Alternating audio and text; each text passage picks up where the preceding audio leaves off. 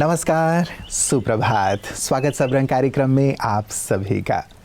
मित्रों, कहते हैं कि अपने विचारों की बनावट को बदलें तो आपका जीवन बदल जाएगा। भविष्य कोई ऐसी चीज़ नहीं है जिसका हम इंतज़ार करें, लेकिन भविष्य वो चीज़ है जिसका हमें निर्माण करना होता है। सचमुच अपने विचारों को बदल करके हम अपने जीवन को बदलने की ओर चलें और हाथ पे हाथ धरे बैठे रहने से कुछ नहीं होगा। हमें अपने भविष्य का निर्माण स्वयं करना होगा, अच्छे विचारों से भी और अच्छे कर्मों से भी। तो आइए अपने श्रेष्ठ भविष्य के निर्माण के सुंदर संकल्प के साथ चलते हैं आज के सुवाक्य की ओर। सिर्फ सुकून ढूंढिए, जरूरतें कभी पूरी नहीं होती। यह हमारी गलत फहमी है कि व्यक्ति वैभव और पर्याप्त चीजों के होने से ही सुख मिलता है। सुख प्राप्त करने का माध्यम ये है ही नहीं। सुख असल में आत्म शुद्धिकरण से मिलता है, जिसके अंतर्गत हम अपने को पहचानते हैं कि हम असल में यह शरीर नहीं बल्कि एक आत्मा है जिसके अंदर देवत्व के गुण और शक्तियां समाई हुई है। हमारी जरूरतें हमारे कर्मों और ईश्वर की योजना अनुसार पूरी होती हैं। इसके लिए हमें परेशान होने की जरूरत नहीं है। स्वयं को परमात्मा की संतान आत्मा समझकर वर्तमान में रहना ही हमें सुकून दे सकता है। मित्रों, कहते हैं कि हो सकता है हर कोशिश से सफलता ना मिले, लेकिन हर सफलता कोशिश से ही मिलती है। वास्तव में कई बार हम प्रयास करते करते, कोशिश करते करते थक जाते हैं, हार जाते हैं और अपना प्रयास करना, कोशिश करना छोड़ देते हैं। लेकिन ये संपूर्ण सत्य है कि यदि कोशिश नहीं की जाएगी तो सफलता प्राप्त नहीं होगी, क्योंकि कर्म के बिना फल तो प्राप्त होता ही नहीं है ना। इसलिए मित्रों, चाहे लाख उतार चढ़ाव आए, अपने लक्ष्य की ओर बढ़ने में हम अपने आप को बहुत ही शक्तिशाली बना करके दृढ़तापूर्वक पूरी लगन से आगे बढ़ें। ईश्वर की मदद हमें अवश्य प्राप्त होगी और हमारी ये जो दृढ़ता है, हमारी ये जो कोशिश है, निश्चित रूप से आज नहीं तो कल हमें सफलता की मंजिल तक अवश्य पहुंचाएगी। तो सतत प्रयास करते रहें, कोशिश करते रहें और सफलता का स्वाद चखें। इन्हीं शुभकामनाओं के साथ आइए चलते हैं अपने अगले सेगमेंट की ओर। ओम शांति। हम खास करके उन बहनों के स्वास्थ्य के बारे में बात कर रहे थे जो पेरीमेनोपॉजल है। ये एक ऐसी उम्र है जो आपको अपने हेल्थ स्क्रीनिंग भी बहुत इम्पॉर्टेंट है कराना, लेकिन हमें ये पता नहीं होता है कि हम स्क्रीनिंग में क्या कराएं, कहाँ कराएं। तो आप इसके बारे में ये जानें, इन्फॉर्मेशन मिलेगी, आप अवेयर होंगी और तब आपका कदम बढ़ेगा स्क्रीनिंग की तरफ। तो सबसे पहले आप जो हमारे बच्चेदानी मुख का जो कैंसर होता है ना, जिसे हम सर्विकल कैंसर कहते हैं, इसके लिए आप अपने गायनेकोलॉजिस्ट से मिलें और वो बिल्कुल ही नॉन इन्वेसिव प्रक्रिया है, बिल्कुल आपको दर्द नहीं होगा। आप उसे ज़रूर कराएं, क्योंकि ये देखा गया है कि जो महिलाएं स्क्रीनिंग सही समय पे करा लेती हैं उनमें ये कैंसर होने का खतरा बहुत कम होता है। तो आपको कैंसर होने से पहले ही यदि कोई प्री मैलिग्नेंट स्टेज है तो वो भी पता चल जाएगा। दूसरा, यदि आप 45 के पार हो चुकी हैं तो आप मैमोग्राफी ज़रूर कराएं। कहाँ से कराना है? आप अपने हेल्थ केयर प्रोवाइडर से बात कर सकती हैं। आपकी जो पास में गायनेकोलॉजिस्ट हैं आप उनसे मिलें, लेकिन मैमोग्राफी ज़रूर कराएं, क्योंकि ये देखा गया है कि early detection could save lives. क्योंकि समय से पहले ही यदि उसमें कोई छोटा गांठ है तो वो पता पड़ जाएगा। तो मैमोग्राफी ज़रूर कराने जाएं। ये सोचें कि यदि हम पहले करा लेंगे तो छोटा सा भी कुछ अगर उसमें प्रॉब्लम होता है तो उसका ट्रीटमेंट काफ़ी सक्सेसफुल है। तीसरा, इसी समय आपको हॉट फ्लैशेस भी हो रहे हैं, लेकिन देखा गया है कि थायराइड की भी प्रॉब्लम इसी समय स्टार्ट हो जाती है। तो अपना थायराइड स्क्रीनिंग ज़रूर कराएं। ये एक ऐसी उम्र है जब कोलेस्ट्रॉल के स्तर में भी बहुत उतार चढ़ाव आता है। तो अपने खान पान को तो सही रखें ही, लेकिन हो सके तो इसके बारे में भी अपने डॉक्टर से मिलके इसको भी स्क्रीन ज़रूर कराएं। और यदि आपके घर में फैमिली हिस्ट्री रह चुकी है डायबिटीज़ की, तो अपना शुगर लेवल ज़रूर चेक कराएं। तो ये सारी कुछ ऐसी स्क्रीनिंग है जो आपको ज़रूर करानी है। आप स्वस्थ रहें, यही हमारी शुभकामनाएं हैं। धन्यवाद। ओम शांति। मित्रों, किसी ने बहुत प्यारी सी बात कही है कि यदि दूसरों से आप समान बर्ताव नहीं कर सकते तो कभी भी दूसरों के बर्ताव के लिए शिकायत ना करें। हमारा ध्यान दूसरों के बर्ताव व्यवहार पर ही चला जाता है कि ये मेरे साथ ऐसा व्यवहार कर रहा है, ऐसा बर्ताव कर रहा है, लेकिन कभी भी हमारा ध्यान अपनी ओर नहीं जाता कि हम दूसरों के साथ कैसा व्यवहार कर रहे हैं। और ये संपूर्ण सत्य है कि जैसा व्यवहार आप दूसरों के साथ करेंगे वैसा ही व्यवहार आपको दूसरों से भी प्राप्त होगा।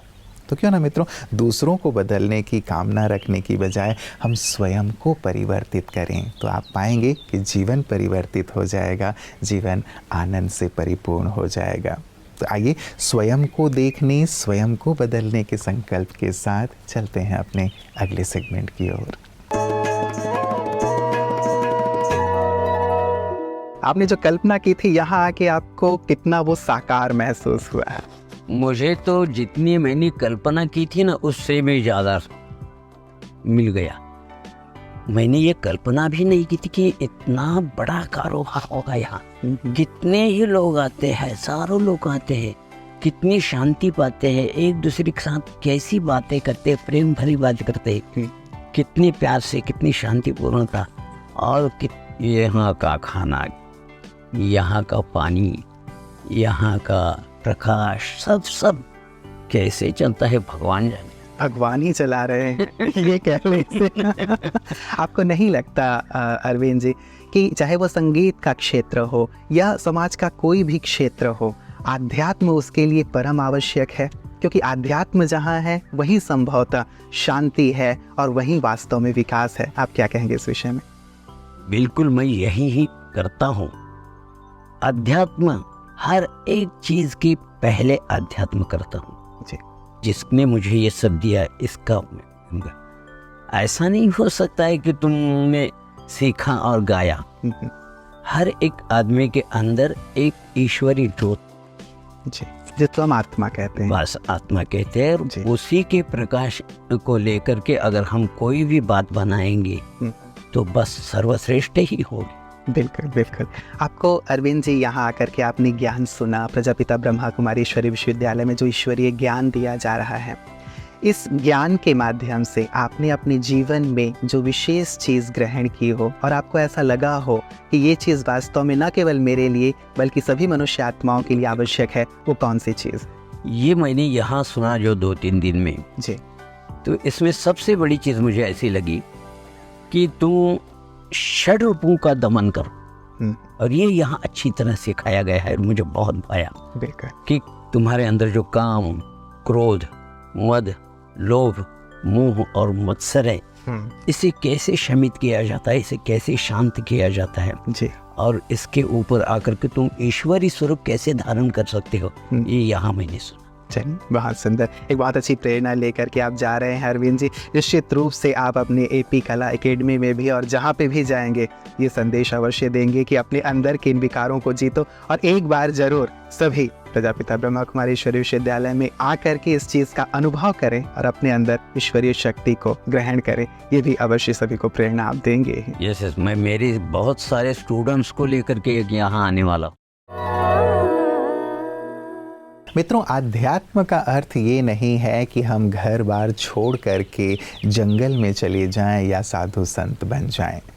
आध्यात्म का बहुत ही सुंदर सा अर्थ है कि घर परिवार में रहें और उस पथ पर चलें जो पथ सच्चा हो, साफ हो, ईश्वर की ओर ले चलने वाला हो। यही वास्तव में आध्यात्म है और इसी आध्यात्म की सीख ब्रह्मा कुमारी सभी को दे रही हैं। ये कहती हैं कि आप जहाँ पे भी हैं वहाँ रहें, लेकिन वहाँ रहते हुए सच्चाई, सफाई को अपने जीवन में लाएं, मूल्यों को अपने जीवन में लाएं और ईश्वर की ओर बढ़ें। वास्तव में यही सच्चा आध्यात्म है जो जीवन को खुशहाली से भरपूर कर देता है और यही सुंदर आध्यात्मिक संदेश वो जन जन तक पहुँचा रही हैं। आइए देखें उनकी इन सुंदर सेवाओं को पीस न्यूज़ हाइलाइट्स में।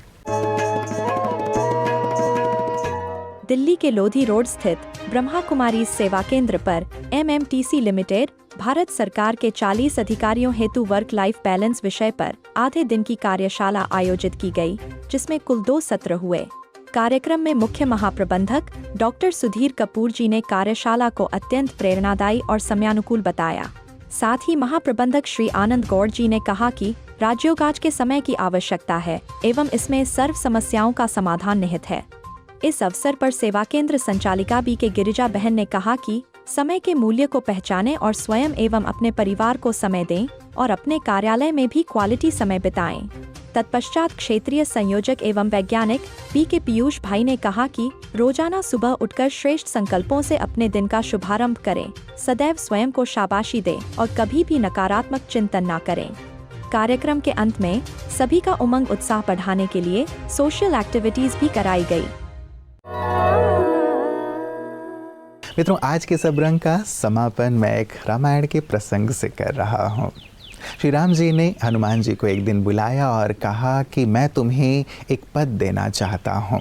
देखो, तुम्हारे कारण सुग्रीव को किष्किंधा का पद मिला, विभीषण को लंका का पद मिला, मुझे भी अयोध्या का पद मिला, लेकिन तुम्हारे पास कोई पद नहीं है। मैं तुम्हें पद देना चाहता हूँ। हनुमान जी मुस्कुराए। उन्होंने कहा कि सुग्रीव जी को एक पद मिला किष्किंधा का, लंका का एक पद ही मिला विभीषण जी को भी, और आपको भी अयोध्या का एक पद मिला। और ये कहते हुए उन्होंने अपना शीश श्री राम जी के चरणों पर रख दिया और कहा कि मुझे तो एक नहीं 2 पद मिले हैं, मैं कितना भाग्यशाली हूँ, और ऐसे भाग्य को छोड़कर मुझे और कोई पद नहीं चाहिए। कितनी सुंदर सी बात है ना मित्रों। यदि हम प्रभु की शरण में हैं, प्रभु की छत्र छाया में हैं, हमें प्रभु के दोनों पद अर्थात प्रभु ही मिल गए हैं, तो फिर जैसे हमें तीनों लोक प्राप्त हो गए हैं, हमें और कुछ प्राप्त करने की आवश्यकता ही नहीं है। जिस पर ईश्वर की नज़र हो, ईश्वर की कृपा अनुकंपा हो, उनकी दृष्टि हो, उसके लिए तो सारे संसार में कुछ भी करना कठिन नहीं है। तो क्यों ना मित्रों, हम भी हनुमान जी की तरह ऐसे ही सुंदर भाव में रहें, ऐसे ही नशे में रहें कि ईश्वर मिल गए तो हमें और कुछ नहीं चाहिए। यदि हम उनकी शरण में आ गए हैं तो सारा संसार जैसे हमारा है। गहराई से विचार कीजिएगा और ईश्वर को अपने जीवन में शामिल करके तीनों लोगों को अपना बना लीजिएगा। अपना ख्याल रखिएगा। कल पुनः इसी वक्त आप सबसे मुलाकात होगी। नमस्कार। ओम शांति।